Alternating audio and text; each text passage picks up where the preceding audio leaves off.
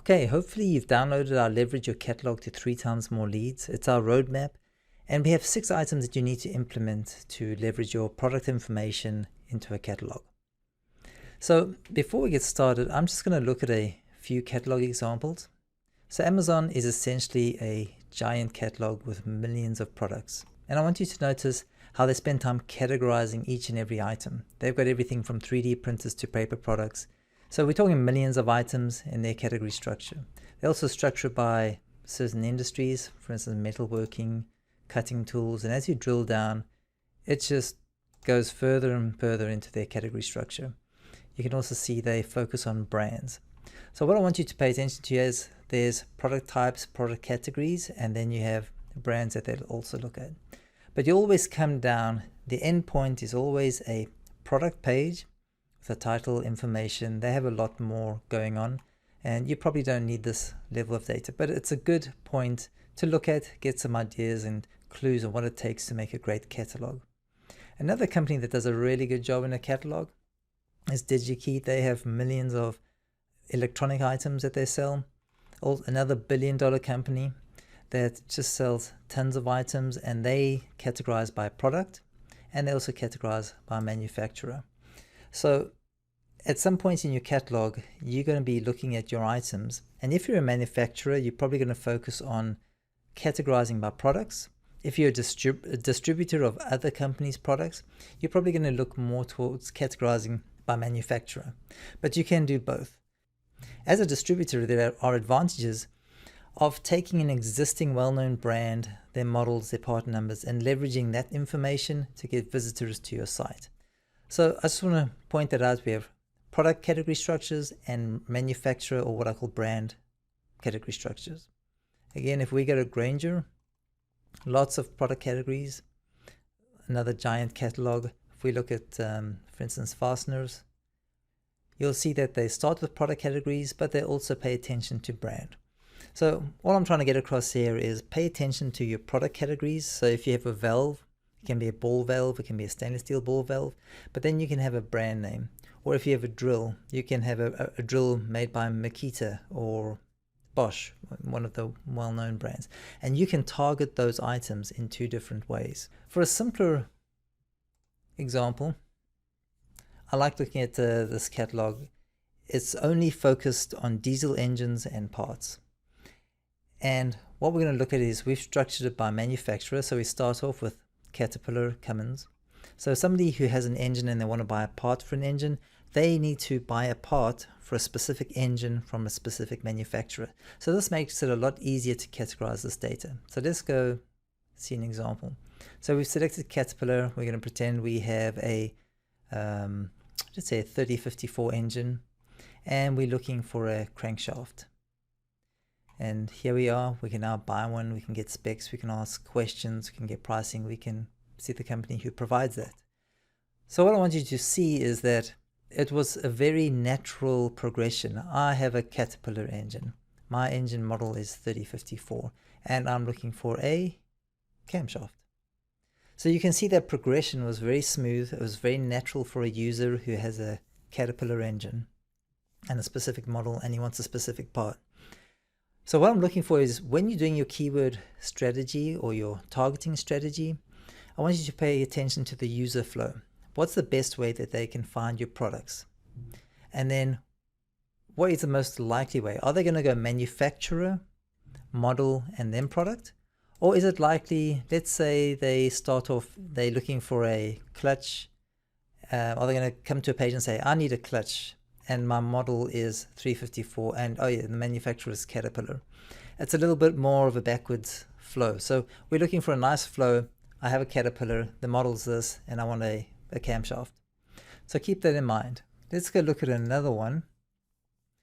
TW Metals. They supply specialty steel in different shapes. They've taken the categorization strategy of starting with a shape. So let's go click on pipe.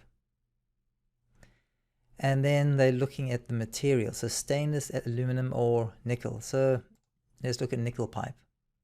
So they've gone shape, overall material, and now they've gone for specific material. So it's an alloy. So we want a 625 nickel pipe. So if we click on that, So for them, they've determined that their users, they want a pipe, but they need the pipe to be made of nickel, and not just nickel, they need a specific nickel. So TW Metals have determined that when a user comes to their website and they're looking for a shape of a product, so let's say pipe, they need a material being nickel, and then they need a specific material. So they take you through the path of starting with the shape and coming out with the specific material.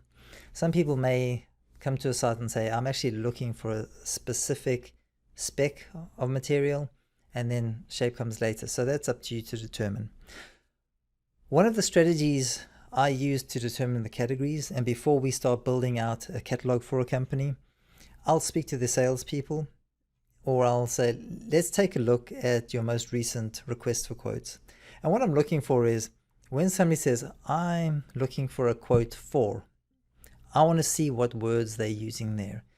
Are they saying, hey, I'm looking for a stainless steel pipe? Or are they saying, I need a pipe to the following spec, which is alloy 625? Or are they calling up and saying, I need an alloy 625 pipe? I'm trying to determine which way to go with the flow. What are they most likely to be searching? So that's the first sort of clues I'm looking for.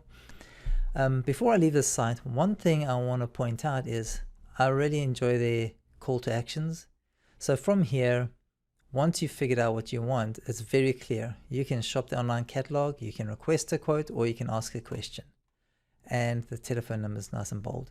Those things are important, and I think spent some time there. I think it's very clear. If you're on that page and you need that product, you've got multiple options to contact them, and I believe they should all be trackable. We make sure that everything from the telephone number to filling in a form to clicking on a button is trackable. So you're doing that to measure conversion rate to make sure you got it right. The other strategy I look at for determining the keywords and the category structure is I look at existing data. So if you run an AdWords campaign, go look at your keyword search queries.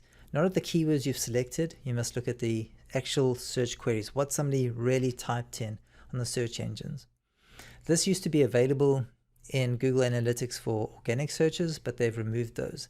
However, if you've had your website for a long time, go back 3-4 years and look at the data. You'll find a lot more data 3-4 years ago.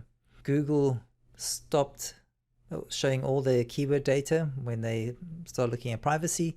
So from about, what year, 2015 now, so from about 2012, they started restricting the keyword data they were showing. Okay, so once you have that information, you know what they're looking for, you look at the categories. The next thing I want you to do is look at how many items are you likely to have in your catalog. If you have 1,000 items, that's on the low end. Keep in mind, you want to keep the number of items per page to less than 100, preferably around about 50, but less than 100. So with 1,000 items, it means you need 10 different categories. So you need one level of categories with 10 actual categories. So that'll give you 100 items per page. So you might want to go to 15 or 20 categories to give you 50 items per page. When you get to 5,000 plus or 10,000 items, you're going to need a 2-level category structure to achieve the 100 items per page. In that case, starting to look down the step-down method. So if we look at Caterpillar, click on Caterpillar, we've got all our engines here. We're looking at about 100 items. If we go back up, Cummins as well, we have quite a few engines here. So this is our step down. So even though we have several thousand items on this website, even though we have several thousand items on this website, because we have items for each model of engine, using a step-down category structure, so we've stepped down 1, that's 1 level of categories, 2, that's 2 levels, and then we get to the actual product, that's a 3-level category structure. So with a 3-level category structure, you can spread it out nicely so that the user isn't overwhelmed by how much information they see on a page. If they came to this page and you had more than 100, it would just be difficult to find an item. So that's why I keep it under 100. The benefit of following this strategy is you're helping your user, and I always say put your user first. Make sure your website's easy for your user to use. Make sure the flow is logical to your user. And if you do that, you're going to benefit from the search engine results. Search engines are looking for websites that are structured well, they have a nice hierarchy, they're built for your user. And at the end of the day, that is the search engine's goal. They want to deliver a user to the best page for that user. So if you focus on your user and you do everything to benefit the user, you're going to benefit from search engine results. Obviously, when you get down to search engine optimization, areas where you want to place your keywords on those pages and the keyword structure, and I'll cover that in another video. Another benefit around targeting very specific terms is that you improve your marketing a whole lot better. And I'll get into the promotion in another video as well. But let me take you for an example here. If I search for Caterpillar 3208 injectors, so we've got our manufacturer, our model, and our product again. What you're going to notice on this page is that we have an ad that's targeted to that specific term. So immediately when you do that, you have a very specific search term, you have a very specific ad. And when I click on this link, it'll take me to a very specific landing page. All of that, the more targeted you get on each step in the buying process, if you can get more targeted, your conversion rate is going to increase every time. So by doing this, you can see conversion rates increase by 300%. If somebody searches this, that person is really targeted. You know they're looking for a Caterpillar 3208 injector. And when they see an ad right at the top for a Cat 3208 injector, it's very likely that they're going to click on it. So the targeting is extremely high. The benefit of this kind of marketing is you can purchase the clicks, for that specific term. By having that data and by having your catalog structured correctly, you can take advantage of very targeted marketing methods. The other methods you have, these are shopping. So if you have an e-commerce store, you can buy ads that are not that expensive and they're very targeted. So again, your conversion rate is very high. You're targeting the right people right at the time that they need the product. So you got targeting and you got timing on your side. So that's why this method is so powerful. I know I focused on search engines, but this applies to pay-per-click campaigns, search engines. We've also used it in email marketing. So when we're emailing people, if we know the products they look for and the products they want, we can show them specific ads and then landing pages that they land on. And we've seen increased marketing from there. So you're improving your marketing across the board. Another place that we've used this kind of targeting information is on directories. So when you're creating a directory ad, if you have the right category, you can create a page on a directory that gets them into the funnel of your website. So for instance, on a page, I can create a Caterpillar page. And then on that Caterpillar page, I say, we offer these products or these models. So you can list your models, and then they click on that model. They come to the model on your page where you've listed all the products, and makes your directory advertising a whole lot more effective. So these are a few of the methods that helps you leverage your product information and a catalog that's just going to give you more targeted visitors to your site. You'll be able to target more visitors, and you're going to be able to convert them a whole lot better.